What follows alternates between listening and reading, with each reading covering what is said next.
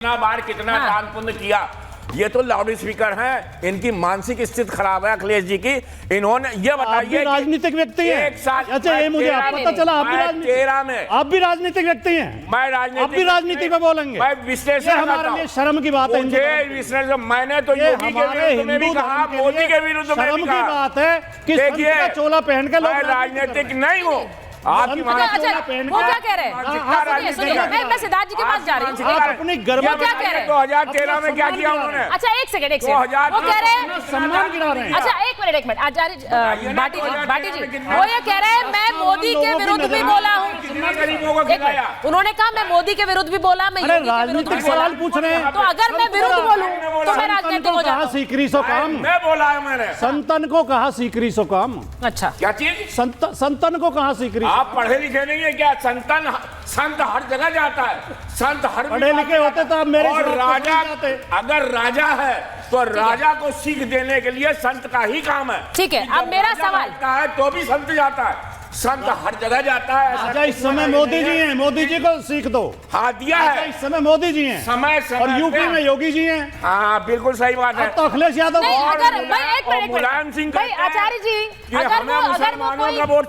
अगर वो कोई राय दे रहे हैं या अगर वो राजनीति कर रहे हैं कट रहा है, घटियापन है कि संत का चोला पहन के नहीं, ये कैसी बात हुई? ये कैसी बात हुई? ये बात हुई आप कह रहे हैं घटियापन। अच्छा एक मिनट आप दोनों शांत हुई। एक मिनट आप दोनों, आचार्य जी एक मिनट आप दोनों शांत हुई। मुझे ऐसा लगता है, देखिए आज नहीं भाटी जी, मुझे ऐसा लगता है कोई भी मेहमान मेरा है और अगर आप उन्हें कहेंगे घटिया सोच है, ये सही नहीं। मैं सिद्धार्थ जी के पास जा रही हूँ। कैसे हो गए कार्यकर्ता वो?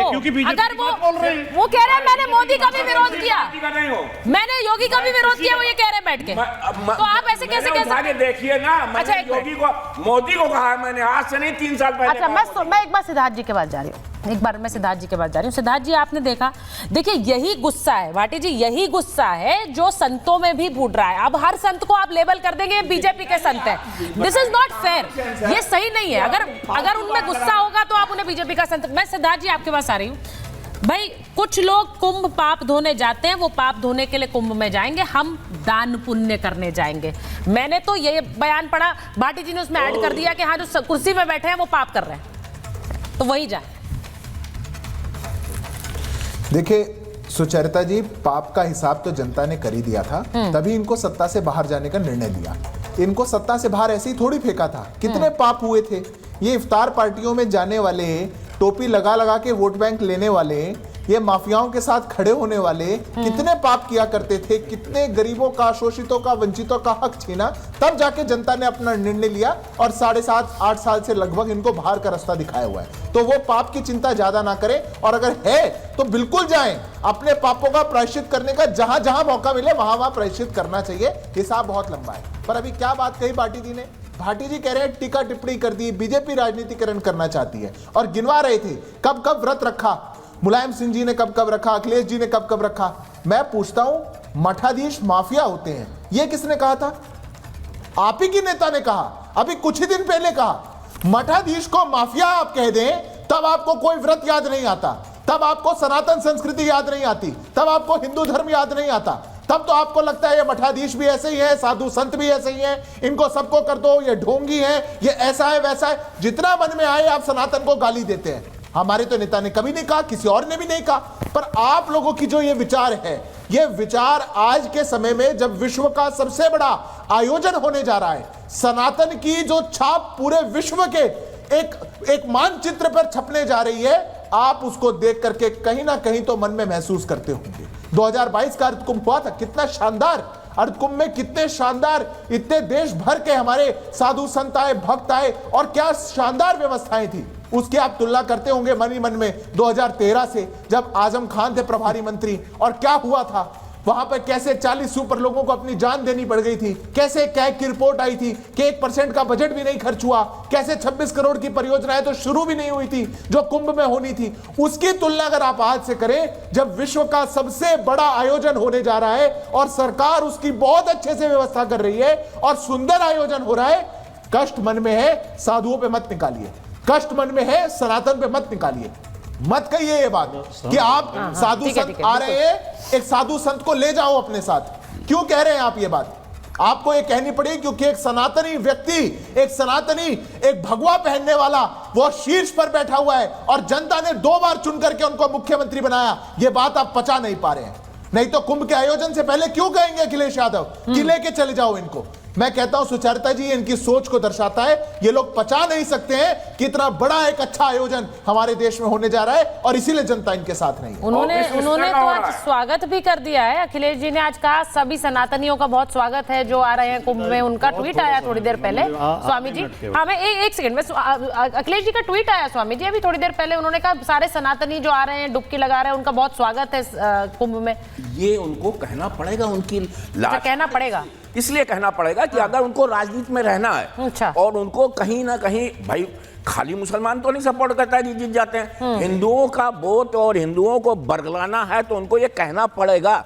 ये इनकी मजबूरी है, वो बरगला रहे हैं। अन्यथा सिर्फ मुस्लिम वोट से नहीं चलेगा। मैं अखिलेश जी से Vivek ji I am coming to you, बस 2 मिनट अभी मेरी बात पूरी हुई। अन्यथा 2002 से 2007 तक मुलायम सिंह जी थे, ठीक है। 2012 से 2017 तक हमारे अखिलेश जी थे, ठीक है। 12 में क्या किया, 13 में क्या किया हिंदुओं के लिए, 14 में हिंदुओं के लिए क्या किया, क्या रोजगार के लिए किया, कितने रोजगार बढ़ाए, 15 में क्या किया, 16 में क्या किया, 17 में क्या किया। मुलायम सिंह ने 2 में क्या किया, 3 बताएं ना कि हमने हर साल इतनी नौकरियां दी। नहीं वो बताते रहते सिर्फ नहीं, और आप देखिए हर साल दंगे, हर साल वो मारपीट, मदन, तब ना नौकरियों की कमी थी, इतनी नौकरियां बांट रहे थे कि कुछ कहने को नहीं। अच्छा अब देखिए भूखे नंगों की कमी तो थी। आपने अपनी बात कह दी स्वामी जी ये कह रहे हैं अब आप रोजगार चिल्ला रहे हैं। अपने समय के रोजगार का तो आंकड़ा दो। भाटी जी जवाब दे दीजिए जल्दी से। स्वामी जी की बात का जवाब देने की तो इसलिए जरूरत नहीं है कि किसी स्वामी की भाषा होती नहीं है, राजनीतिक लोगों की भाषा होती है। मैं गहना गंभीरता से ले ही नहीं रहा, लेकिन भाई सिद्धार्थ यादव की बात का जवाब मैं जरूर देना चाहूंगा। हर जगह पे स्वामी जी ऐसे नहीं चिल्लाए करते महापुरुष, बिल्कुल। ये तो छोटे मोटे लोगों का काम है। संत की मजबूरी है, संत की मजबूरी है। जहां जहां गलत होगा वहां संत, ये तो सांसारिक लोगों का काम है। आप तो संत हो, अपना तपबल इस्तेमाल करेगा और मैं स्वामी जी आप समाज को सुधारेगा, चाहे राजा हो चाहे प्रजा हो। मुझे जब एक चीज और बता दीजिए होगी तो केवल 30 सेकंड देते हैं आप। एक मिनट स्वामी जी, अब वो जो महाराज रविंद्रपुरी हैं, अखाड़ा परिषद के अध्यक्ष हैं भाटी जी, उन्होंने कहा कि कुंभ में मुलायम जी की मूर्ति क्यों लगी है।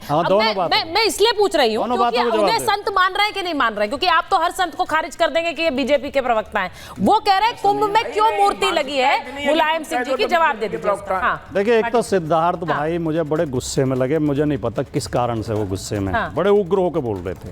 दूसरे उन्होंने एक बात कही कि टोपी लगा कर किसी रोजा इफ्तार में पहुंच जाए तो वो पाप हो जाता है। तो हमारे प्रधानमंत्री मोदी जी जगह जगह मस्जिदों में जा रहे हैं और अभी चादर भिजवाई है, मैंने बिल्कुल नहीं कहा भाटी जी, अजमेर शरीफ के लिए, तो वो भी पापी हो गए, वो भी पापी हो गए। अच्छा बोलने दीजिए दूसरे सिद्धार्थ भाई, बोलने दीजिए, उनकी बारी है। वो भारतवर्ष की चादर है, जो प्रधानमंत्री रहेगा, जो जैसा प्रधानमंत्री रहेगा किसी पार्टी का उसको भेजना पड़ेगा। भारतवर्ष की है। ठीक है।